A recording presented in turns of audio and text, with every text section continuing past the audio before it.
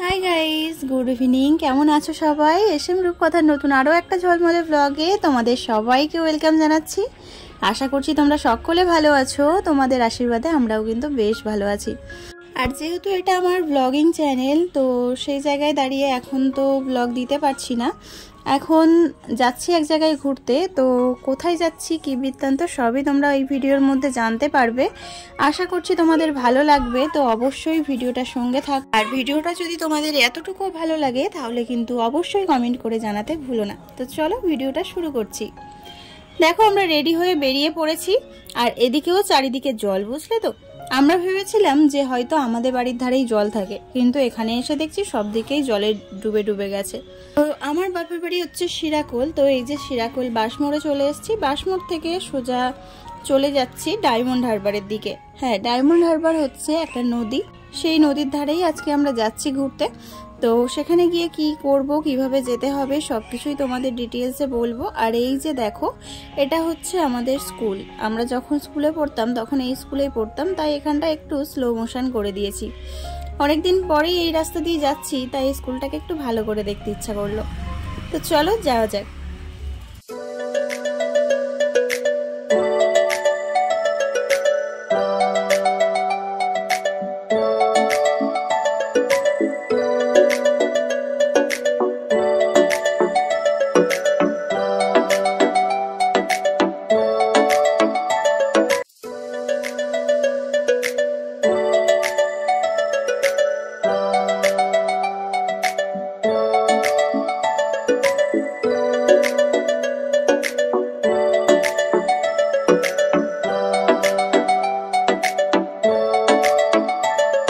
সামনেই বিশ্বকর্মা পুজো, তাই জন্য রাস্তার ধারে দেখো সবাই ঠাকুর বানাতে লেগে পড়েছে। আর ওই যে ভিতরে গণপতি বাপ্পার পুজো হবে, আজকে রাত্রির থেকেই ঠাকুর নিয়ে যাওয়া শুরু হয়ে গেছে, তাই গণপতির ঠাকুরটা রেডি করা হয়ে গেছে।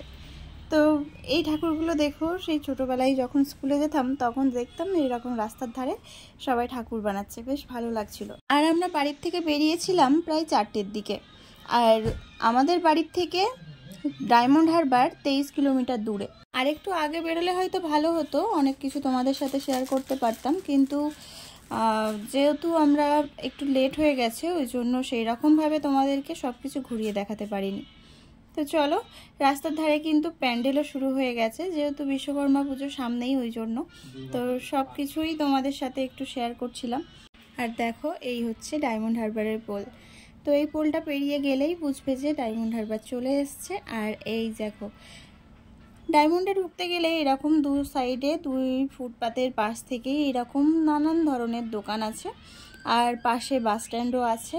আর তারপরে হচ্ছে এই দেখো, এখানে ডায়মন্ড হারবার লেখা আছে। এর ঠিক ডান সাইডে না, পুরো রাস্তার মাঝখানে ট্রাফিক দাঁড়িয়ে আছে, আর একটা বাঘের মূর্তি করা আছে। সেটা আর দেখানো সম্ভব হয়নি তোমাদের সাথে, কেননা ওখানে অনেক ট্রাফিক পুলিশ ছিল, আর যদি ফোন হাতে ক্যামেরা করি দেখে তাহলে যদি কিছু বলে সেই ভয়টাই লাগছিল, ওই জন্যই তোমাদের সাথে সেটা শেয়ার করতে পারিনি, তবে বলে দিলাম। তো এই দেখো, আমরা কিন্তু নদীর ধারে চলে এসেছি। এই যে হচ্ছে নদী, আর নদীর এই সাইডে ভীষণ বড় বড় ইলিশ মাছ ছিল, সেগুলো ক্যাপচার করতে পারিনি, যেহেতু আমরা গাড়িতে বসেছিলাম তো রাত্রের দিকে, ওই জন্য ক্যাপচার করতে পারিনি। আর এখানে দেখো, আই লাভ ডায়মন্ড হারবার বলে একটা হেডিং করা আছে, এটা রাত্রের সময় আলো জ্বলে। তো চলো, আর বেশি আমি বকবক করলাম না, এখান থেকে তোমরা দেখতে থাকো। আর অবশ্যই কেমন হয়েছে সেটাও কিন্তু কমেন্টে জানাবে। কালকে গণপতি বাপ্পার পুজো বললাম না, ওই জন্য দেখো গণেশ ঠাকুর নিয়ে যাচ্ছে সবাই। আর পাশের থেকে নদীটা দেখতে কিন্তু অসাধারণ দেখাচ্ছে। আর এইদিকে পাশে এই যে হোটেলও আছে বড় বড়, তোমরা যদি কেউ এখানে আসতে চাও তাহলে এই সব হোটেলও বুকিং করতে পারো। তো এখানে হোটেলে বসেও তোমরা নদী দেখতে পারবে, একদম নদীর পাশেই হচ্ছে মেন রোড, তার পাশেই হচ্ছে হোটেল। আর চলো তোমরা তাহলে এখন থেকে দেখতে থাকো।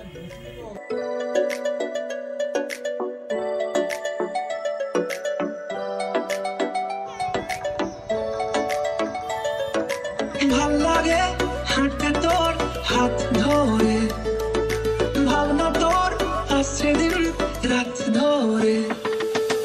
ভাল লাগে হাঁটতে তোর হাত ধরে, ভাবনা তোর আসছে দিন রাত ধরে।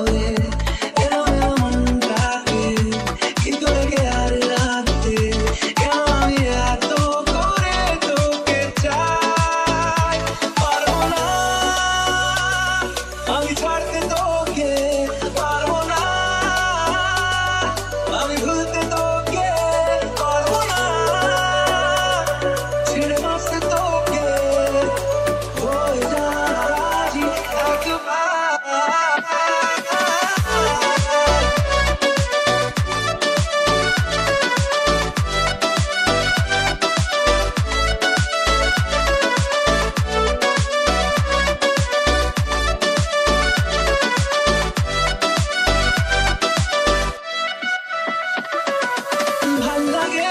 চাইলে তুই আর চোখে চাইছি তোর ওই দু চোখ আর তোকে, ভাল লাগে চাইলে তুই আর চোখে চাইছি তোর ওই দু চোখ আর তোকে,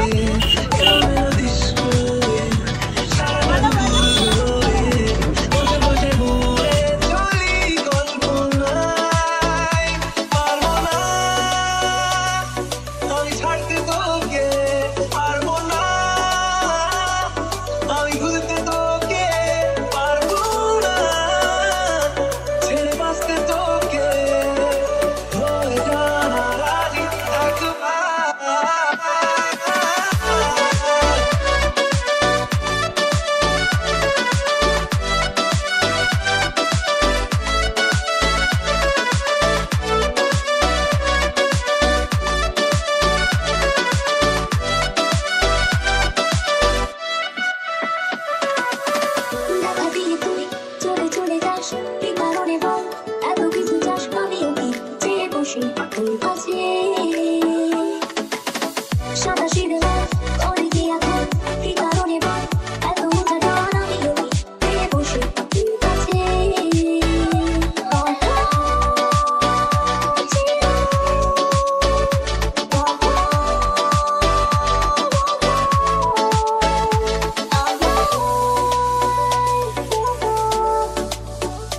পারবো না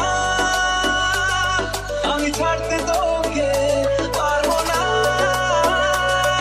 আমি ভুলতে তোকে পারবো না, ছেড়ে বাঁচতে তোকে।